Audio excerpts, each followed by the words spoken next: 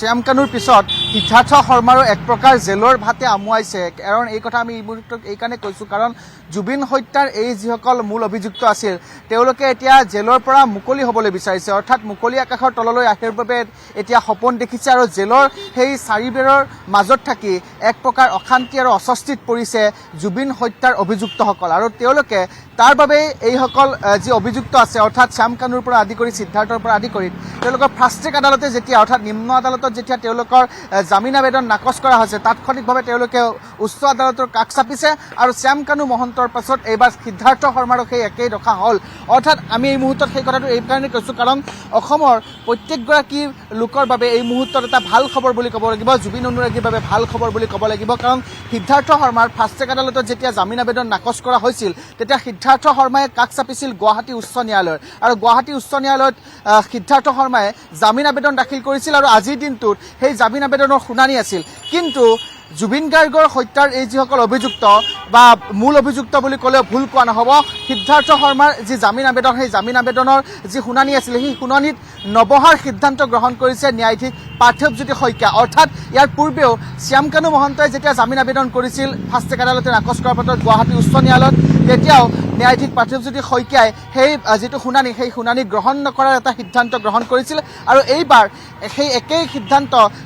সিদ্ধাৰ্থ শৰ্মাৰ ক্ষেত্ৰতো গ্ৰহণ কৰা দেখিবলৈ পোৱা গৈছে। অৰ্থাৎ এই মুহূৰ্তত অসমৰ প্ৰত্যেকগৰাকী লোকৰ বাবে, জুবিন অনুৰাগীৰ বাবে ভাল খবৰ যে জেলৰ ভিতৰতে থাকিব লাগিব সিদ্ধাৰ্থ শৰ্মা। সিদ্ধাৰ্থ শৰ্মাৰ জামিন আবেদনৰ যি শুনানি আছিল, সেই শুনানি আজিৰ দিনটোত গ্ৰহণ নকৰাৰ সিদ্ধান্ত গ্ৰহণ কৰিছে ন্যায়াধীশ পাৰ্থৱজ্যোতি শইকীয়াৰ। সমান্তৰালকৈ সিদ্ধাৰ্থ শৰ্মাৰ সেই যি মহাবীৰ একুৱা নামৰ পানীৰ কোম্পানীটো আছিল, সেই পানীৰ কোম্পানীটো খুলি দিয়াৰ বাবেও যেতিয়া ফাষ্ট ট্ৰেক আদালতে সেই পানীৰ কোম্পানীটো জব্দ কৰাৰ বাবে নিৰ্দেশ প্ৰদান কৰিছিল, তাৰপিছত তাৎক্ষণিকভাৱে সিদ্ধাৰ্থ শৰ্মাৰ যিগৰাকী ব্যৱসায়ী বন্ধু আছিল, সেই ব্যৱসায়ী বন্ধুগৰাকীয়ে ধীৰাচেৰিয়াই তেওঁ গুৱাহাটী উচ্চ ন্যায়ালয়ৰ কাষ চাপিছিল। আৰু গুৱাহাটী উচ্চ ন্যায়ালয়ত আজিৰ দিনটোত সেই যিটো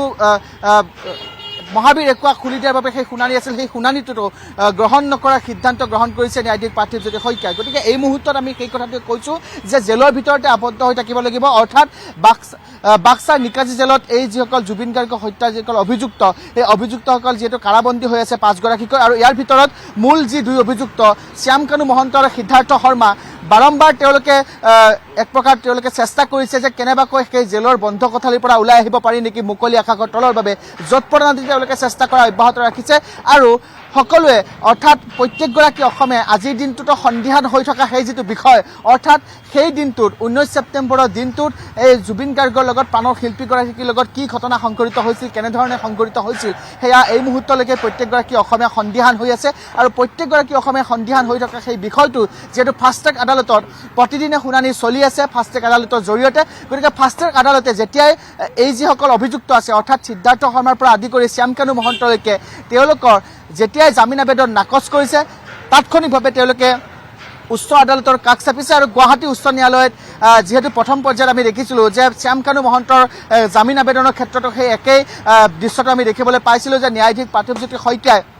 এই শুনানি গ্ৰহণ নকৰাৰ সিদ্ধান্ত গ্ৰহণ কৰিছিল। পৰৱৰ্তী পৰ্যায়ত বেলেগ এখন বেঞ্চত সেই শুনানি হৈছিলে, তাৰপিছত সংৰক্ষণ কৰা হৈছিল। তাৰপিছত পৰৱৰ্তী পৰ্যায়ত সিদ্ধাৰ্থ শৰ্মাৰ যেতিয়া জামিন আবেদন ফাষ্ট ট্ৰেক আদালতত নাকচ কৰা হ'ল, তাৰপিছত সিদ্ধাৰ্থ শৰ্মাই সেই একে পথতে আহিছে। সিদ্ধাৰ্থ শৰ্মাই গুৱাহাটী উচ্চ ন্যায়ালয়ৰ কাষ চাপিছিল। আজিৰ দিনটোত শুনানি হোৱাৰ কথা আছিলে, কিন্তু সেই শুনানি গ্ৰহণ নকৰাৰ সিদ্ধান্ত গ্ৰহণ কৰিছে। গতিকে নিশ্চিতভাৱে এই মুহূৰ্তত আমি সেই কথাটোৱে কৈছোঁ যে তেওঁলোকৰ যি সপোন, অৰ্থাৎ জুবিন গাৰ্গ হত্যাৰ যিসকল মূল অভিযুক্ত বা যিসকল অভিযুক্ত আছে, তেওঁলোকে যি সপোন দেখিছে, যে যৎপৰোনাস্তি চেষ্টা কৰিছে জেলৰ পৰা বাহিৰলৈ ওলাই অহাৰ বাবে বা জেলৰ সেই বন্ধ কোঠালিৰ পৰা মুকলি আকাশৰ তললৈ অহা যি সপোন দেখিছে, গতিকে সেই সপোন যে দিঠক নহ'ব এই মুহূৰ্তত সেইটো কথা স্পষ্ট হৈ পৰিছে। কাৰণ আদালতেও